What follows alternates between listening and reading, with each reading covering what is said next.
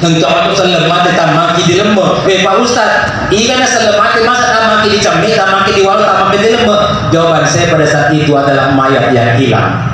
Akan kalau cemik itu diruntuh mayatnya. Akan kalau di walau kalau belum kita temukan.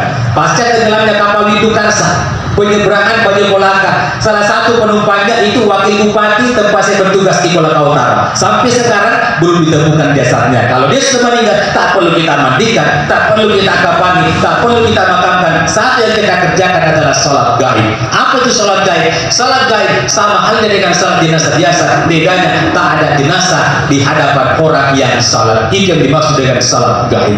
Jamaah tazkirah yang berbahagia. Selanjutnya muncul pertanyaan, Pak Ustadz, bisakah istri memandikan suaminya? Atau sebaliknya, bolehkah suami memandikan istrinya? Ini dasarnya Rasul pernah menyatakan kepada Siti Aisyah, ya Rasul, ya Aisyah, ya komati kana sendi, ini matoto kasih urano murusuto jenazahku. Ya, mengurus jenazah kan termasuk memandikan jenazah. Berarti kalau begitu sabda Rasul, benena tawe wadine cemik lakena. Kalau benena wadine cemik lakena, berlaku pula hukum sebaliknya, lakena wadine cemik benena. Alasan yang kedua, kullokan ikmakuka wele dar alepong sifat doki beneta, nakomate beneta, ikan anak cemik melakukan penjenazah jenazah kalau bukan suaminya. Itu dasar yang kedua. Dasar yang ketiga, Ustaz, yang melakukan itu cemik beneta, dia itu saja tidak mati. Maka ada kata ya biasa ulama guru di kader ulama, dia kenapa guru kak guru di PKU di pendidikan kader ulama, maka ada komati towe tajemneki. Coba dikatakan dari Rasul, menyatakan sabda Rasul, ketika memandikan jenazah, awali dari organ-organ tubuhnya, organ wudhunya yang sebelah kanan. Tidak dikatakan jeneki witomate. Itu dasar yang ketiga, lakin dari odine ceme benena, benena odine ceme lakin. Selanjutnya adalah mengkafani jenazah. Intinya mengkafani jenazah, usul fikihnya yaitu jangan sampai auratnya kelihatan. Jadi kalau kain kafannya sudah cukup menutup auratnya, tidak terbayang-bayang lagi, tidak transparan lagi oleh orang yang bukan muridnya, maka intinya jangan berlebih-lebihan karena dikhawatirkan terjadi mubazir. Selanjutnya adalah salat jenazah.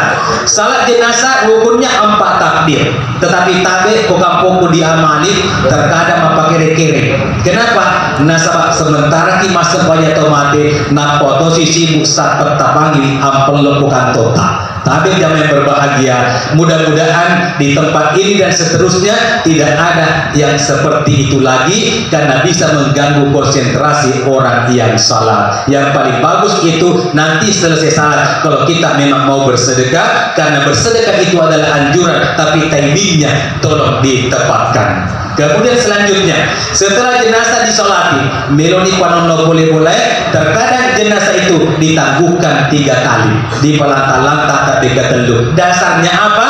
Untuk menunggu di antara yang hadir melayat, siapa tahu ialah otomatis kasih engkau pura non-roy minren. Dasarnya pada zaman Rasulullah itu terjadi. Ada orang yang meninggal, Rasul datang melayat, tiba-tiba jenazah akan diusung ke liang lahatnya, tiba-tiba di antara mereka yang melayat ada sana mulai itu otomatis kasih pangka indren nako iya iga melok wajah kami.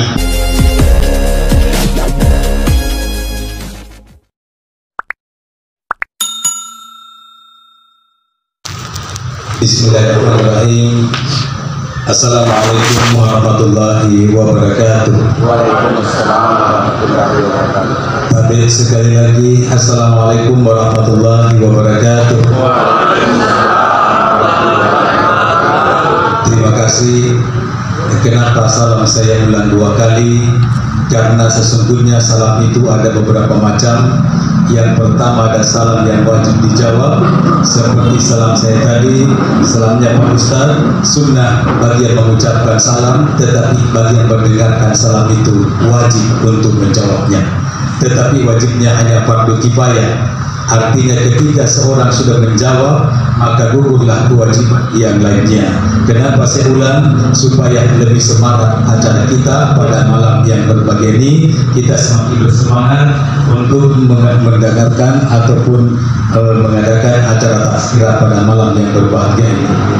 Yang kedua, ada juga salam yang haram dijawab. Kalau yang pertama tadi wajib, salam yang kedua haram dijawab.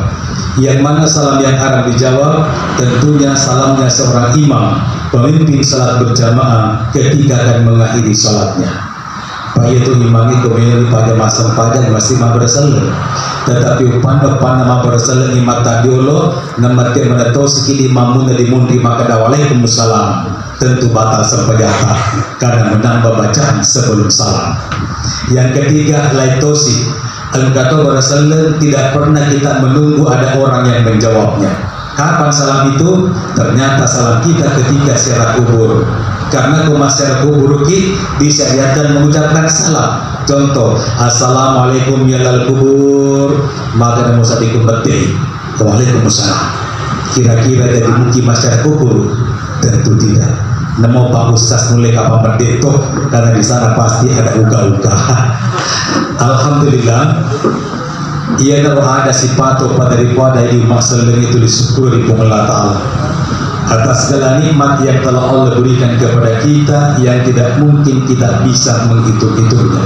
Akan tetapi ketika kita melontarkan dari mulut kita ungkapan Alhamdulillah, sesungguhnya ada short message, ada pesan singkat yang Allah titipkan pada kata Alhamdulillah. Apa pesan singkat yang pertama? Bersyukur kepada Allah, tapakan kekuatan tak sifat tawadu, sifat rendah hati, rendah diri di hadapan Allah Subhanahu wa Ta'ala, bahwa tidak ada yang pantas kita puji selain daripada Allah Subhanahu wa Ta'ala. So message yang kedua yang Allah titipkan pada kata Alhamdulillah, dari politik maka dari alhamdulillah syukur kepada Allah Ta'ala, yakinkan pada diri kita harus bersyukur kepada Allah secara totalitas, tidak bisa setengah-setengah, dan bersyukur kepada Allah tidak bisa dibatasi oleh ruang dan waktu, kapan dan di mana, serta kondisi apapun yang kita alami, tetap diwajibkan bersyukur kepada Allah Subhanahu wa Ta'ala. Kalau bersyukur hukumnya wajib, tentu ada landasan hukumnya. Landasan hukumnya Allah yang jelaskan dalam Al-Quran. Kata Allah, fazkuruni azkurkum waskuruni wala takfurun. Ingatlah kalian kepadaku, niscaya aku akan mengingatmu, dan bersyukurlah kepadaku dan jangan berbuat kufur. Itu dasar hukum, sehingga bersyukur kepada Allah itu hukumnya wajib. Nah, ketika wahyu tentang emas dan perak napakul Allah Ta'ala boleh buat dayibino, salah seorang sahabat bertanya kepada Rasul, ya Rasul, kami tahu bahwa emas itu sangat mahal harganya. Apakah masih ada perbuatan ataupun ibadah ataupun amalan nareko dijamai masuli anggena naya ulawengi disesena Allah Ta'ala? Rasul menjawab, ternyata ada dua yang apabila kita kerjakan nilainya lebih mahal daripada emas dan perak. Apa itu kata Rasul? Yang pertama adalah qalban syakira, hati yang bersyukur. Yang kedua adalah lisanan zakira, lidah yang senantiasa berzikir. Ternyata hati yang bersyukur, lidah yang berzikir, nilainya di mata, di sisi Allah Subhanahu wa Ta'ala lebih mahal daripada emas dan perak. Ketika kita dilanda oleh pandemi COVID-19, pemerintah memerintahkan kepada kita untuk jaga jarak, social distancing, dan menggunakan masker. Tentu pemakaian masker bukan hanya kepentingan pemerintah, tetapi pasti kepentingan kita juga yang menggunakan masker. Tapi saya melepas masker karena untuk kepentingan vokal saya, supaya tidak terganggu pendengaran Bapak Ibu untuk mendengarkan tausiah saya. Nah, tapi begitu pula dengan perintah bersyukur. Tentu ini faedahnya bermanfaat kepada siapa yang melaksanakan perintah itu. Apa manfaat bersyukur kepada Allah? Allah kembali menjelaskan dalam Al-Quran, la in syakartum la azidannakum, mereka bersyukur kami pak bereku, akan aku tambahkan nikmatku kepada siapapun yang bersyukur atas nikmat yang yang aku bagikan kepada mereka itu, kata Allah. Yang kedua, manfaat bersyukur, ma yaf'alullahu bi'adzabikum in syakartum wa amantum. Kita terbebas dari siksaan Allah yang maha dahsyat baik di dunia maupun di akhirat apabila kita melakukan dua ini. Yang pertama, in syakartum wa amantum, bersyukur dan beriman kepada Allah Subhanahu wa taala.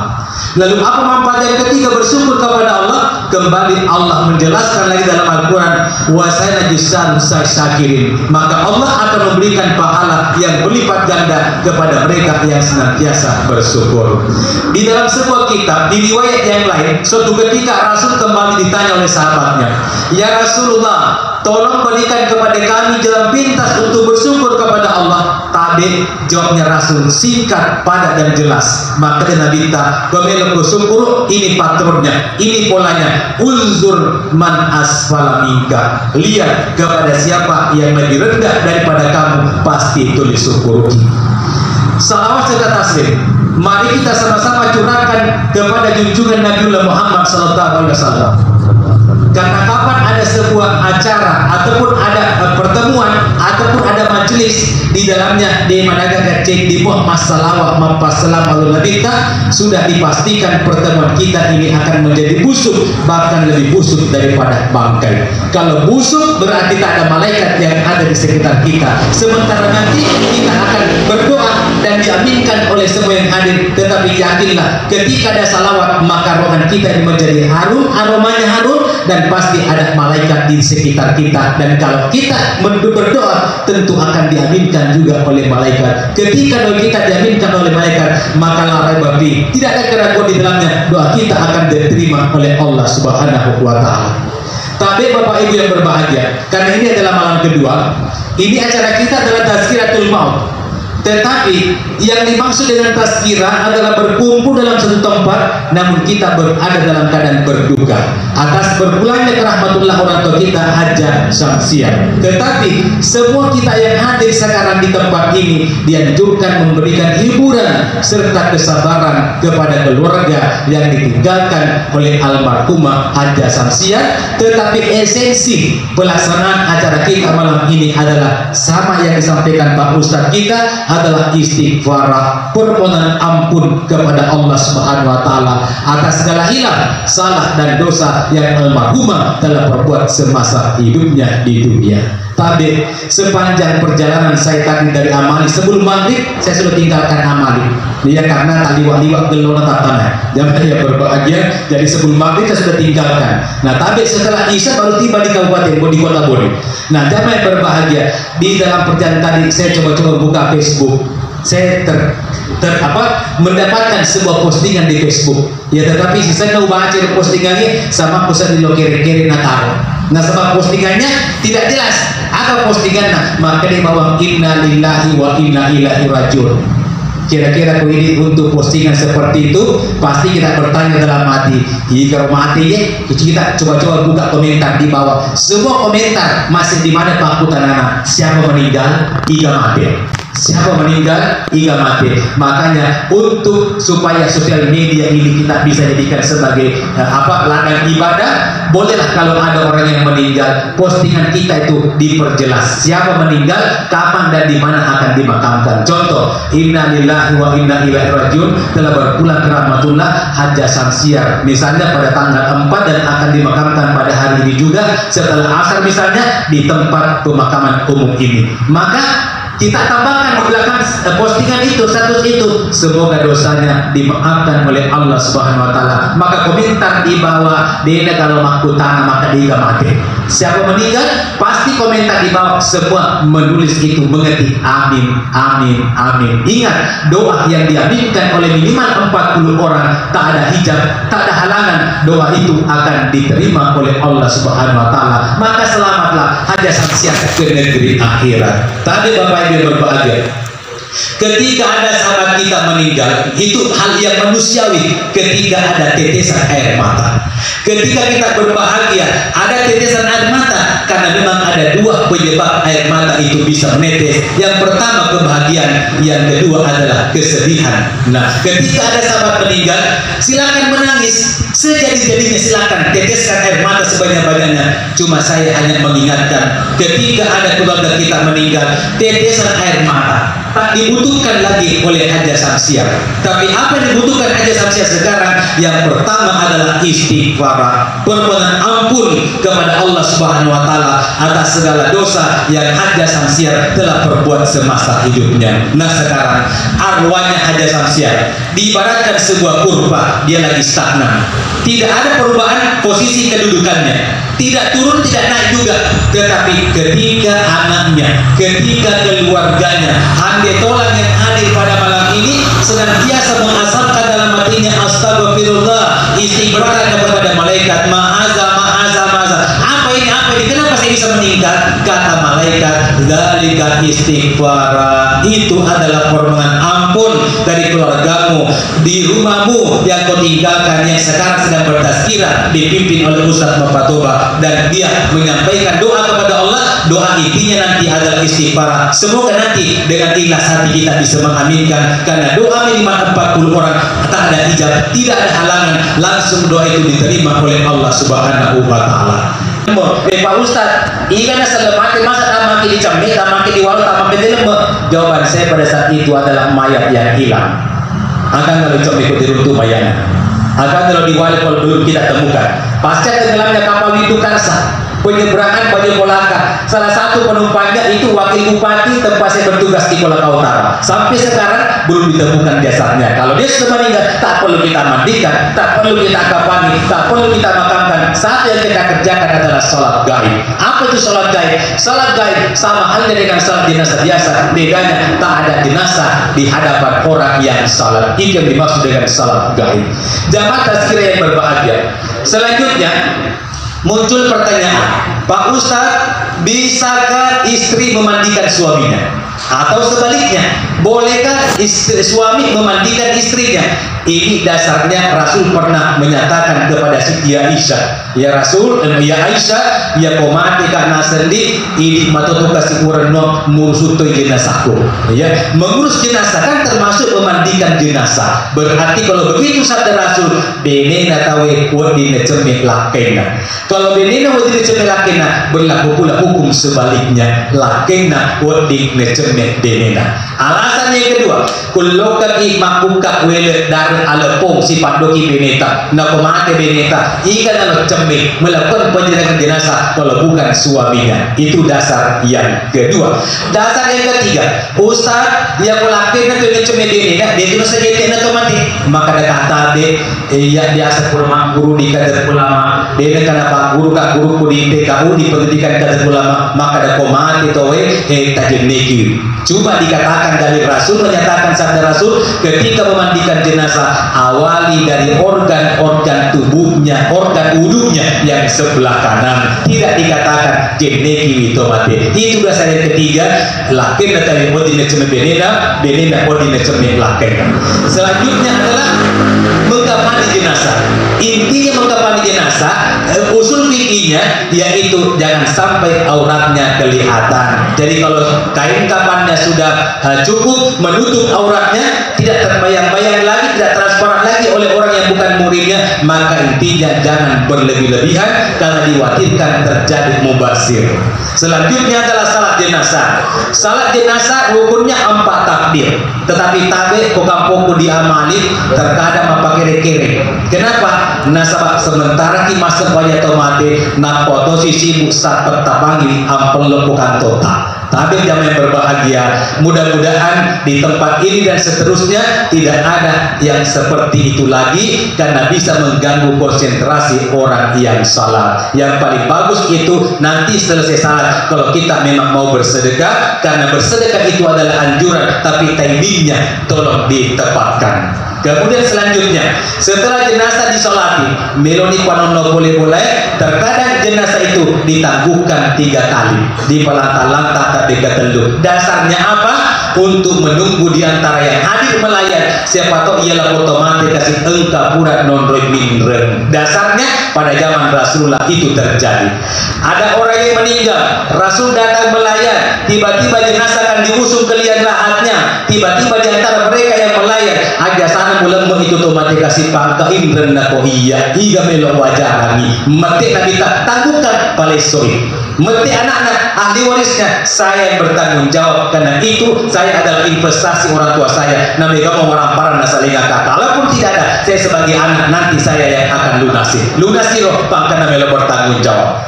Diangkat lagi yang kedua kalinya, masih ada yang menyahut, maka kata indra apa iya, maka dia sudah minta palesoi, iga melo wajah mati anak saya yang bertanggung jawab. Jadi intinya bendengen iseratu noro mindran dek kasaratu to pani palanta itu to mati. Jadi kodeka kain nama gelo kapal ya supaya dipataru bawah nih supaya tidak banyak waktu yang terbuang. Selanjutnya mengantar jenazah sampai ke liang lahat pahalanya dahsyat kepada kita yang masih hidup. Sekarang Haja Samsiar meninggal, diantar oleh hartanya, diantar oleh keluarganya, diantar oleh amal ibadahnya. Nanti setelah pemakaman akan kembali dua, kembali harta bendanya, kembali mobil mewahnya, kembali motornya, kembali keluarganya. Tinggal satu yang menemani Haji Samsiar adalah amal ibadahnya. Jangan berbahagia. Begitu jenazah akan dimasukkan ke dalam liang lahat, ada aturannya. Tidak boleh sembarangan aturan. Aturan yang pertama, baringkan mayat di atas lambung kanan, di patiti tomatiri atau napanakan. Sekiranya cuma satu aturan, maka terserah kita. Ya kau baca kita mau dibuka di peleci ala uluna. Ya kalau kita kembali kepada fikih jangan, tetapi ketika usul fikih yang berbicara boleh, karena yang penting di lembut tomati supaya ada nama bonar atau bangkainya. Tetapi kalau malu kasih aturan kedua, usahakan wajahnya menghadap ke kiblat. Kalau di patiti tomati atau nada tenrek dan wajah menghadap ke kiblat, maka no choice, tak ada pilihan yang lain. Pasti posisi kepala di sebelah utara dan kaki di sebelah selatan. Aturan yang ketiga, usahakan pipi kanan jenazah itu bersentuhan dengan tanah. Makanya kita mau pasuruh Bapak Ibu, dia buka tali pocong yang ada di atas kepala, singkap kain kapan penutup wajah orang yang sudah meninggal, lalu minta bongkar tanah kepada orang yang berdiri di atas. Kenapa mesti bongkar tanah?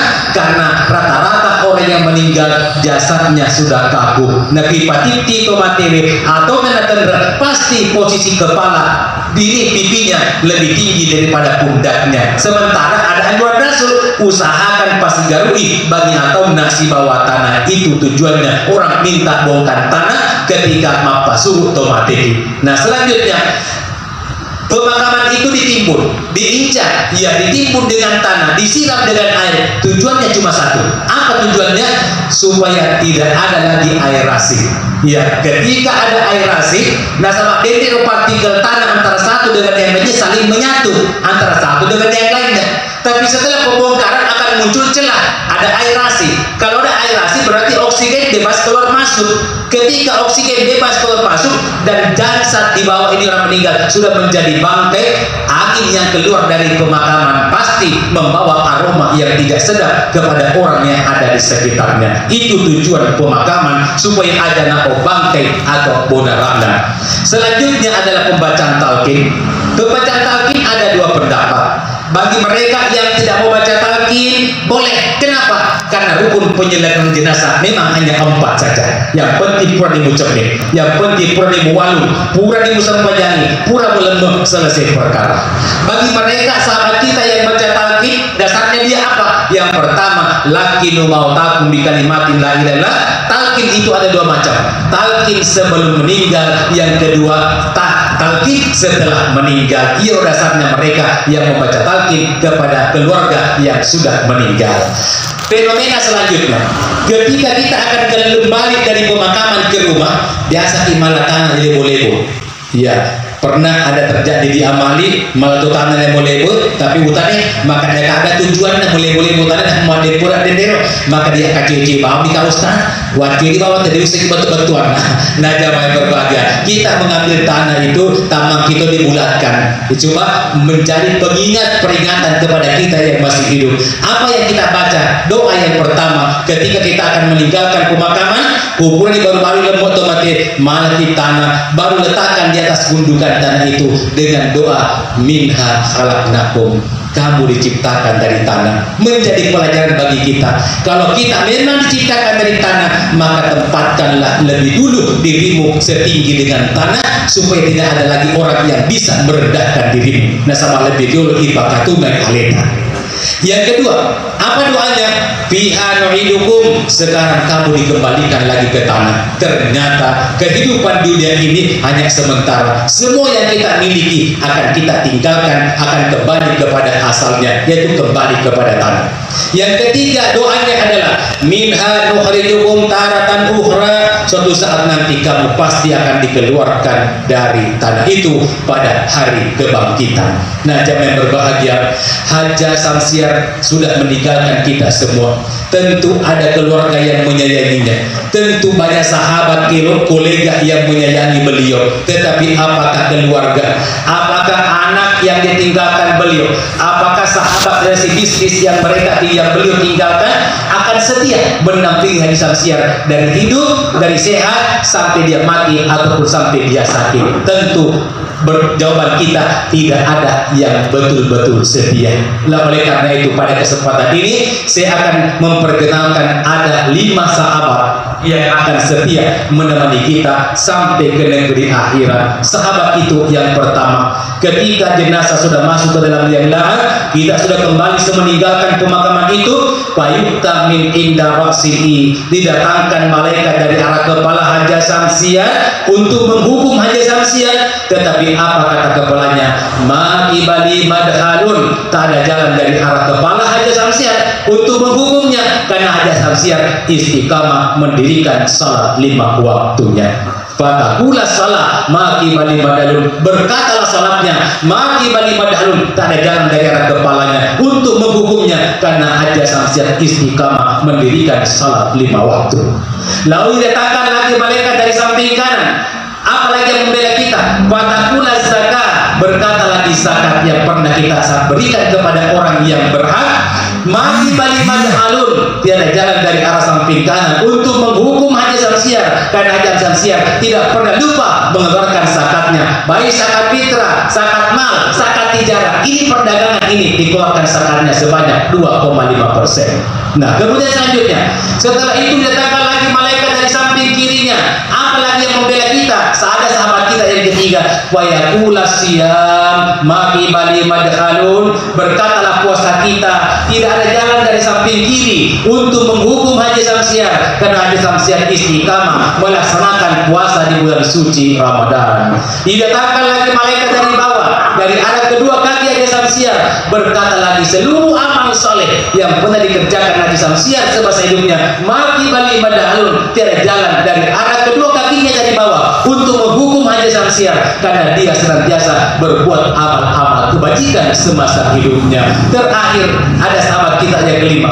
begitu Allah memerintahkan api neraka untuk membakar tubuh yang orang-orang yang sudah meninggal, maka datanglah Al-Quran memeluk kita sehingga kita terbebas dari panasnya api neraka. Ternyata Al-Quran inilah yang akan membentengi kita, yang menjadi tameng, yang menjadi pelindung kita nanti di akhirat dari panasnya api neraka. Untuk itu Bapak Ibu yang berbahagia, kalau kita tak ada waktu untuk senantiasa membawa pusat Al-Quran, sekarang sudah teknologi canggih, ya iPhone kita, iPad kita, ada Play Store, bisa kita download Quran digital. Namun ini dibaca, kita dengarkan saja, insya Allah kita akan mendapatkan pahalanya. Dan kemudian yang kedua, saya sarankan kepada Bapak Ibu yang memiliki putra ataupun putri, minimal 1 orang wakafkan masuk ke pondok tahfiz, wakafkan masuk ke pondok pesantren. Saya tidak mengatakan yang tidak alumni pesantren tak mampu mendoakan kita nanti ketika sudah meninggal,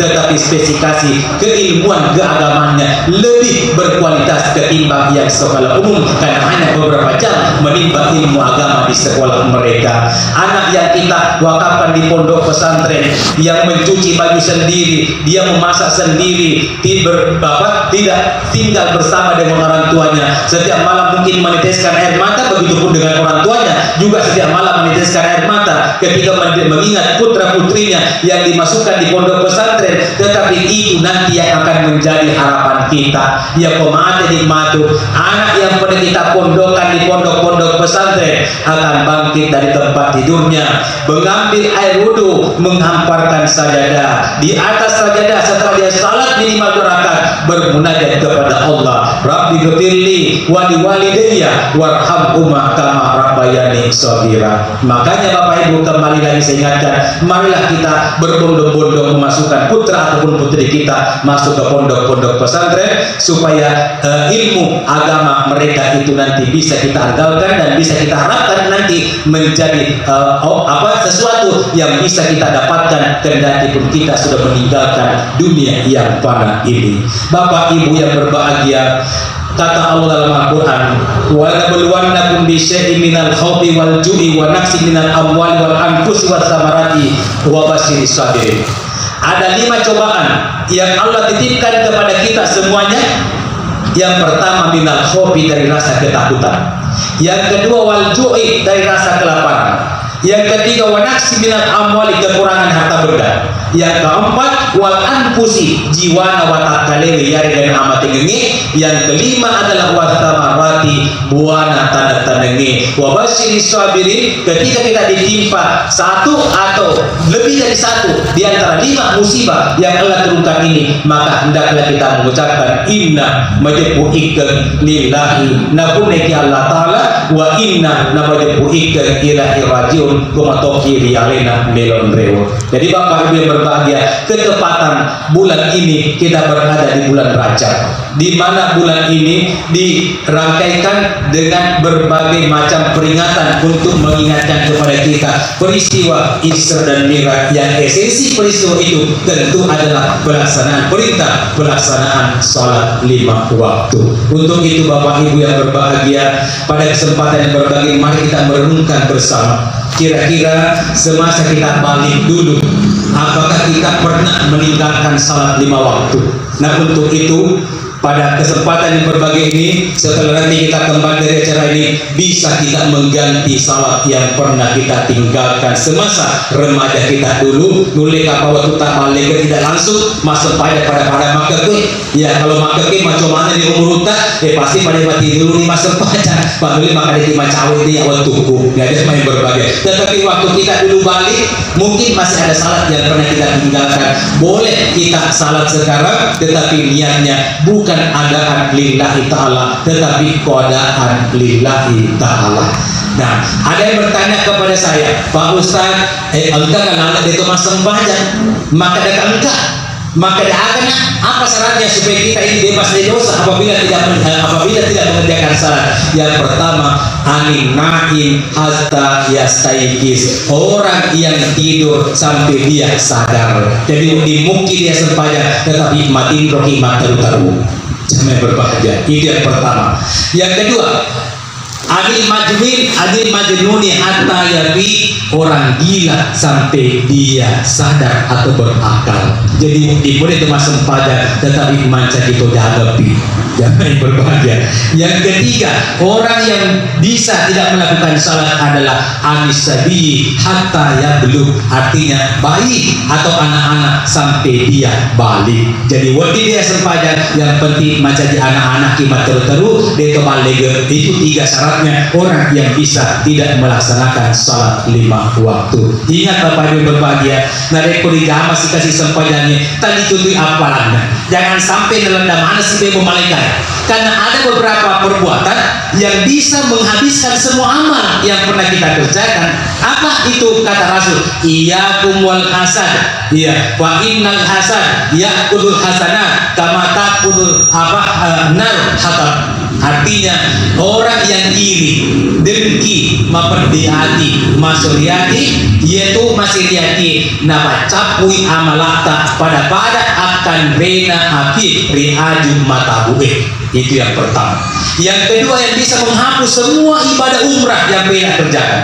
Semua ibadah haji pernah kita kerjakan, sedekah kita, zakat kita, pokoknya semua amal ibadah, amal saleh pernah kita kerjakan akan terhapus dari perbuatan yang kedua, yaitu musyrik mapat dua engkana sompa nelo tulungi sangadina wa Allah Ta'ala. Muncul lagi pertanyaan kepada Rasul, ya Rasul, ya Rasulullah memang memperdiatika minta balik bolaku karena meningkat kehidupannya, rezekinya bertambah, tapi pada saat itu saya belum sadar Pak Ustaz, maka ketika sadari alai kue ternyata dia renodiki memperdiati, dia bikin maseriati, dia renodiki melo tulung sangadina wa Allah Ta'ala. Apakah ibadah saya, apakah amal ibadah saya bisa kembali seperti sedia kala? Maka dia minta bisa kembali dengan 3 syarat juga. Apa 3 syarat itu? Yang pertama, illa man taba, bagi mereka yang bertaubat kepada Allah Subhanahu wa Ta'ala. Yang kedua, wa amana, dan imannya semakin bertambah kepada Allah Subhanahu wa Ta'ala. Kemudian yang ketiga, wa amila amilan salih, orang yang senantiasa melakukan perbuatan kebajikan. 3 perbuatan ini akan mengembalikan semua pahala yang pernah dihapus oleh malaikat akibat perbuatan syirik dan memperdi hati.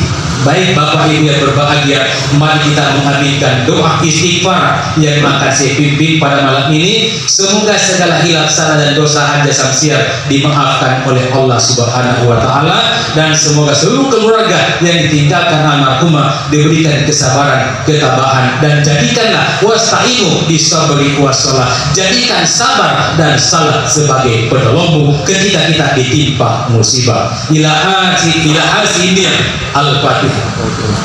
Bismillahirrahmanirrahim. Alhamdulillahirabbil alamin arrahmanir rahim maliki yaumiddin.